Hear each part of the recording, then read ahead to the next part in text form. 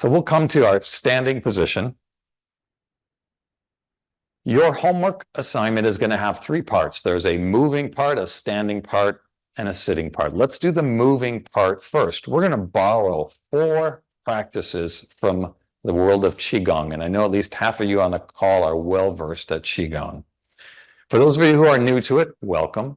Qigong is simply the practice of playing with energy. Qi means energy, Gong means to practice. Now, the world of Qigong very strategically and skillfully plays with movement, plays with the breath, plays with changing energy for the sake of moving health forward.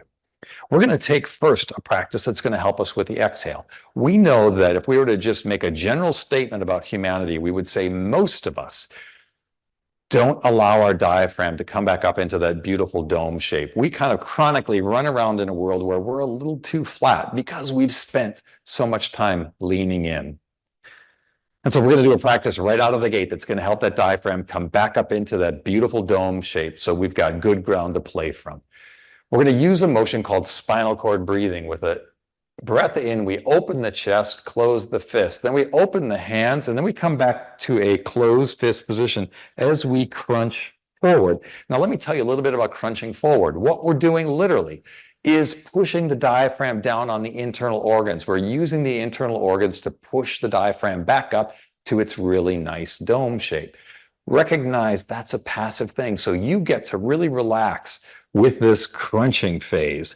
Just allow the pressure from your abdomen to push the diaphragm back up. So a breath in, we flatten the diaphragm. With the breath out, we use the pressure from the internal organs to just press it back up to that beautiful dome shape. Breath in and breath out. One more, and I'm going to give you another level nuance to this. And release. Now, at least half of you on the call likely were moving a whole lot more air than you need. When we get to lesson 2, we're going to talk about that and give strategies around minimizing the risk of that. But it'd be wrong for me to not address it at some level right now. Again, remember that nature rewards efficiency. And if we think of the metabolic expenditure of this activity, it's on the low side. So what I'm going to invite you to do is let the breath be on the low side in terms of volume. We've got a big body movement, but it doesn't mean that the volume has to be enormous. And you're going to feel much better if you play this game of just let the movement draw the breath in and let the movement help the breath out. In other words, right now, at this point in time with this activity, we're minimizing the work. We're just sort of being fascinated by the movement itself, what it does to the breath. The main goal of it is to just help the diaphragm come back up into that dome shape. It comes back up into the dome shape as we allow life to be a little easier. So the spinal cord breathing is going to live with this theme of it being as easy as possible.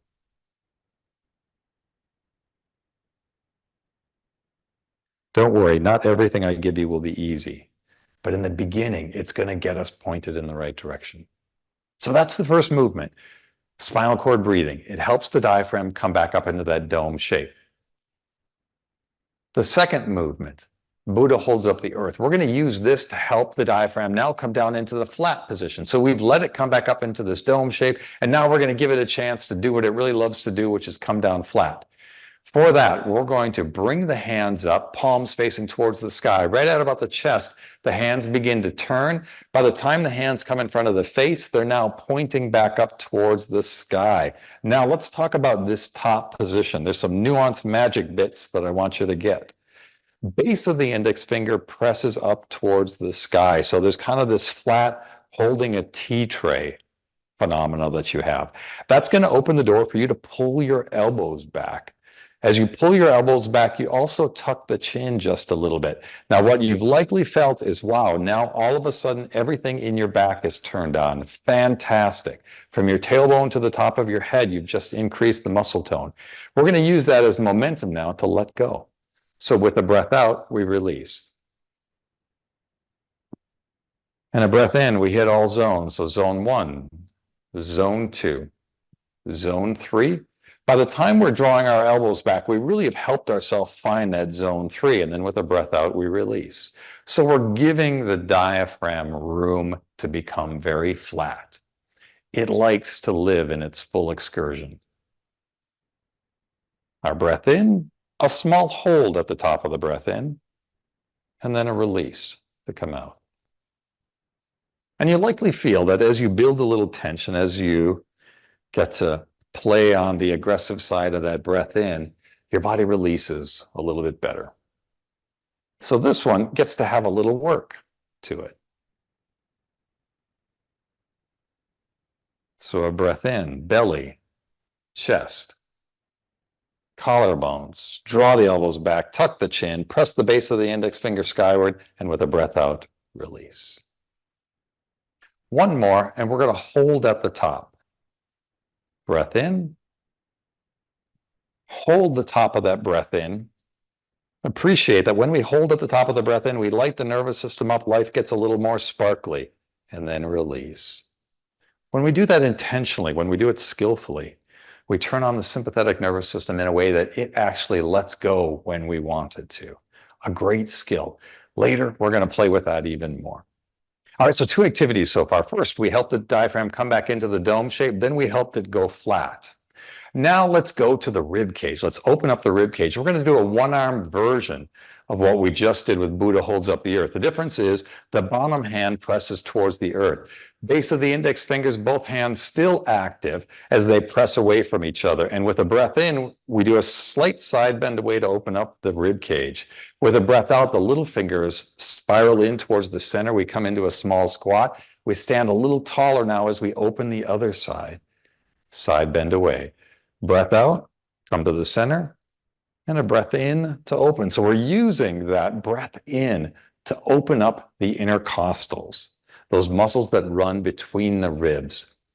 Again, it isn't that we have to use the full 3 zones with every breath, but our body is much happier when it at least knows that all 3 are available. And it actually allows us to calm down more, which, you guessed it, is where we're going to eventually step with all this fun.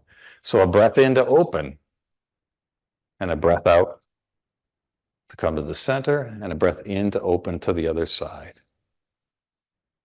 And release. So that motion is frequently called connecting heaven and earth or separating heaven and earth. That's your 3rd motion. Opening up the rib cage. 4th motion now, we're going to add some twisting into the spine just because that helps with longevity and it also helps turn on these spinal reflexes that we're going to be using. So you could take a little wider leg stance. And now we're going to still stay connected to the base of our index finger. And this time press the front arm to the other side and the back hand goes to the other side. So the hands are pressing away from each other, base of the index finger driving the force. That's your breath out. With a breath in, we come to the center, and a breath out, we press to the other side. So we're literally wringing the breath out. Breath into the center, and a breath out to press to the other side. Breath into the center, and a breath out to press. Breath into the center, and a breath out to press.